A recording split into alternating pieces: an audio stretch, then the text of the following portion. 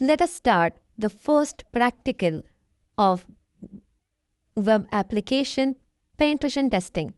The first practical is command execution basic testing, which means we are going to test the command execution functions in the basic level of damn vulnerable web application.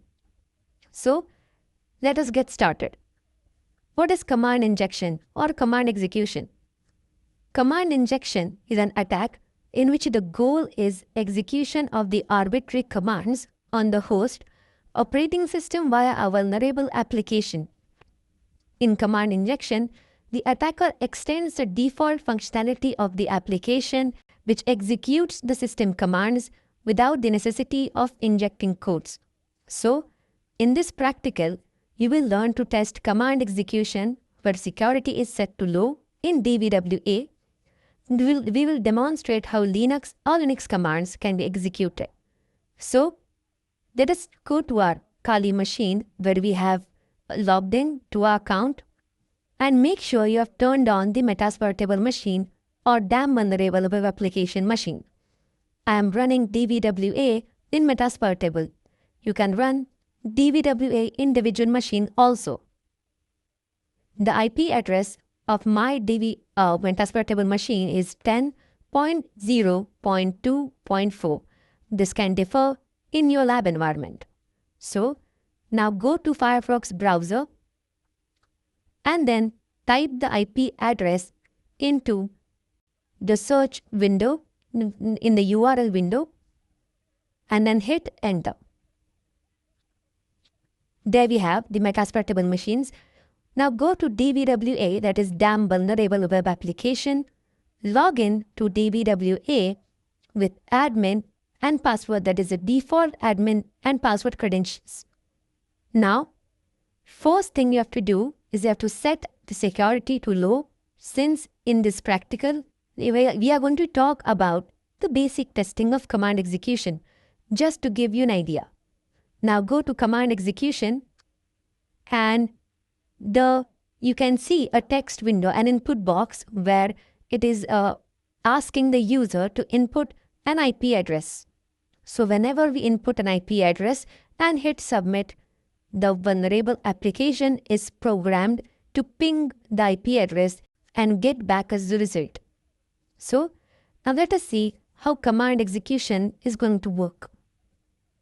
Many websites make use of command line calls to read files, send emails, and perform otherwise native operations. So, if your site transforms untrusted input into shell commands, you need to take care to sanitize the input. So, if you do not take care of these such flaws, an attacker will be able to craft HTTP requests that execute whatever they want.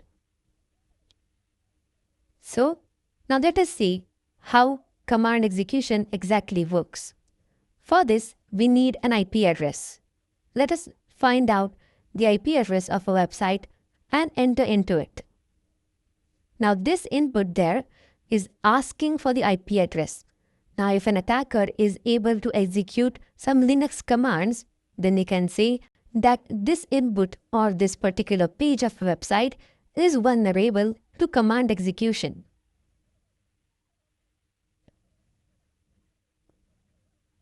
So, in order to test the command execution, we need an IP address. So, as we have used examples of certifiedhacker.com in previous practicals, we will continue to use that website. So, I've used ping command to find out the IP address, copy that IP address, then go to damn vulnerable web application and paste the IP address. And hit submit. You can see there is a ping command being executed at the backend, and it has given us the same result that we just did now. Now, let us try to execute some basic commands out there, Unix or Linux commands to test the flaw. Now, we'll enter some basic commands, let's say cat/etc/password. You might remember what this command does. Oh, there is no output, which means this input isn't directly accepting the commands. There must be some other way because we are security experts and we need to find out a way to exploit the application. So what I'll do is first I'll enter the IP address, then I'll enter semicolon and then try to enter my command. So let us see if I can read the users of the vulnerable web application and I'll submit. Let's see what I can get. Oh my God, I have finally got something. You can see I've got the output of etc/password command. So, which means I can insert malicious code in any format and I can upload a PHP shell and that's it. I've got control over the whole web application. So let us say I want to see the present working directory. Let's see if this command gets executed. Voila! I've got the present working directory. If you closely observe, this directory is exactly similar to the directory present in the URL. And which means this website or this particular page is clearly vulnerable to command execution. Well, I can also list out the contents which are present, abc.txt help index.php. Then I'll create a new file, let's say demo.txt.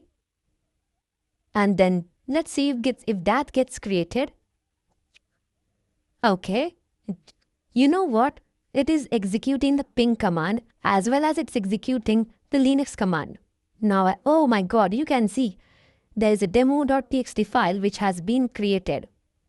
So we have executed almost 4 to 5 different commands of Unix and we have got the desired output. So you can go to this website ss64.com and you can see there are around 200 to 300 different Linux commands that you can try and execute. But this is known as fuzzy testing. We try different commands and we take output. The act of giving random inputs and then testing for output is known as fuzzing. But you're not allowed to do fuzzing on any random website. Now we are getting this output because the security level of this DVWA app right now is set to low. Such existential flaws are not present in high breach websites like Flipkart, Amazon, Google. These flaws are not there.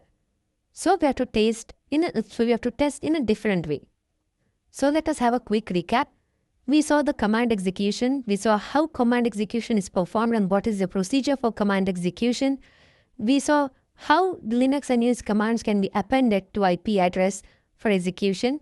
And then what's next? Well, in the next lecture, let us try to exploit DVWA with medium security.